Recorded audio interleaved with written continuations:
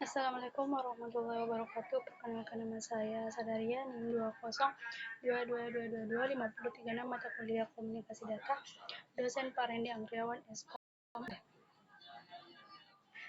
Di sini saya akan menjelaskan tentang komunikasi data yang sering digunakan dalam kehidupan sehari-hari. Nah, sebelum kita lanjut, kita harus mengetahui apa sih komunikasi data itu.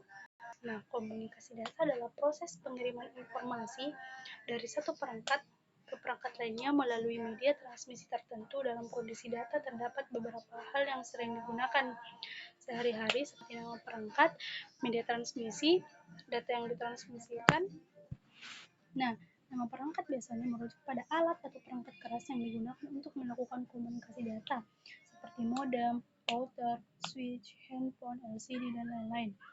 Sedangkan media transmisi adalah jalur atau sarana yang digunakan untuk mengirimkan data seperti kabel tembaga, fiber optik, dan nirkabel. Nah, selanjutnya yaitu contoh komunikasi data.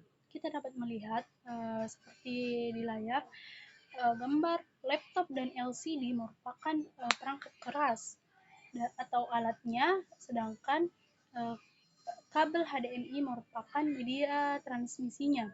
Sedangkan data yang ditransmisikan berupa gambar. Contoh kedua yaitu handphone dan earphone, merupakan perangkat keras atau alat, media transmisinya Bluetooth, dan data yang ditransmisikan berupa suara.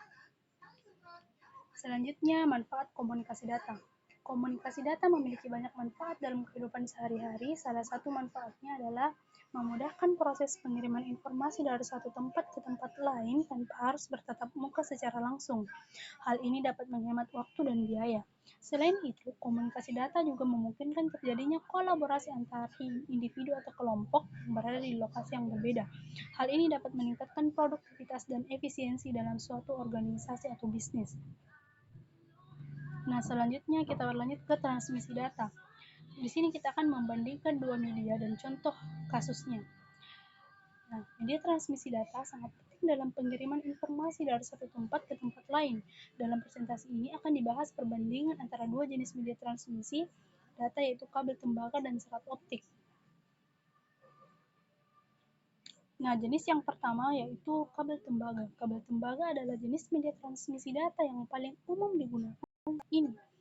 Kelebihannya yaitu harganya yang relatif murah dan mudah ditemukan di pasaran. Namun, kabel tembaga memiliki kelemahan yaitu rentan terhadap gangguan elektromagnetik sehingga dapat mempengaruhi kualitas sinyal data yang dikirimkan. Nah, jenis kedua yaitu serat optik. Serat optik adalah jenis media transmisi data yang lebih modern dan memiliki kecepatan transfer yang lebih tinggi dibandingkan kabel tembaga. Selain itu, serat optik juga lebih tahan terhadap gangguan elektromagnetik. Namun, kelemahannya yaitu harganya relatif mahal dan sulit ditemukan di pasaran. Selain itu, pemasangan serat optik memerlukan teknologi yang khusus sehingga membutuhkan biaya tambahan. Yaitu selanjutnya contoh kasus tembaga. Kabel tembaga cocok digunakan untuk pengiriman data dalam jarak yang tidak terlalu jauh, seperti antara gedung-gedung kantor atau rumah-rumah di lingkungan yang sama. Selain itu, kabel tembaga juga cocok digunakan untuk pengiriman data yang tidak memerlukan kecepatan transfer data yang sangat tinggi, seperti pengiriman email atau browsing internet. Nah, selanjutnya contoh kasus serat optik. Serat optik cocok digunakan untuk pengiriman data dalam jarak yang jauh, seperti pengiriman data antar negara atau benua. Selain itu, serat optik juga cocok digunakan untuk pengiriman data yang memerlukan kecepatan transfer data yang sangat tinggi, seperti pengiriman video atau audio streaming. Nah, selanjutnya kita beralih ke pengkodean data biner 101.101.101 dengan aturan Manchester dan FSK. Pengkodean data biner merupakan teknik yang digunakan untuk mengubah data digital menjadi sinyal analog yang dapat ditransmisikan melalui media komunikasi seperti kabel atau gelombang radio. Terdapat berbagai macam teknik pengkodean, salah satunya adalah Manchester dan FSK. Nah, pengkodean Manchester sendiri yaitu teknik setiap bit dipresentasikan oleh dua pulsa dengan polaritas yang berbeda. Jika bit bernilai 1, maka pulsa pertama memiliki polaritas negatif dan pulsa kedua memiliki polaritas positif. Sebaliknya, jika bit bernilai 0, maka pulsa pertama memiliki polaritas positif dan pulsa kedua memiliki polaritas negatif. Kelebihan dari teknik pengkodean Manchester adalah mudahnya sinkronisasi antara pengirim dan penerima data karena perubahan polaritas selalu terjadi pada awal setiap bit. Namun, penggunaan bandwidth yang lebih besar dibandingkan dengan tersebut.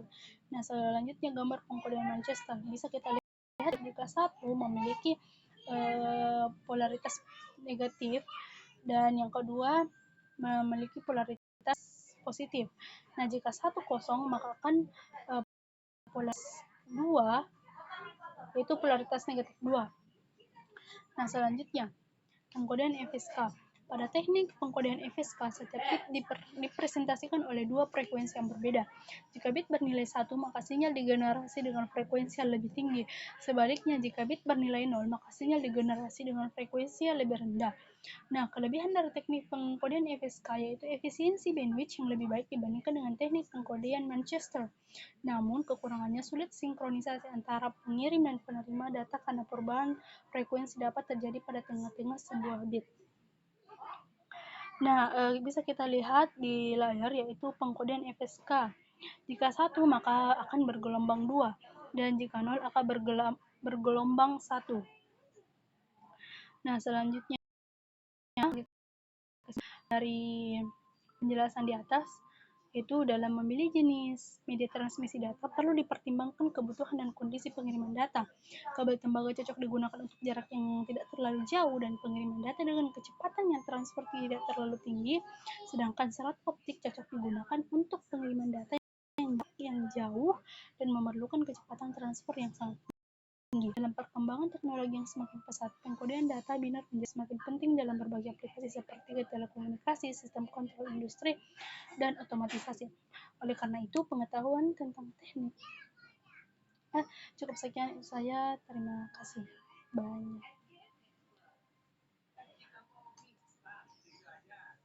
Ya Allah.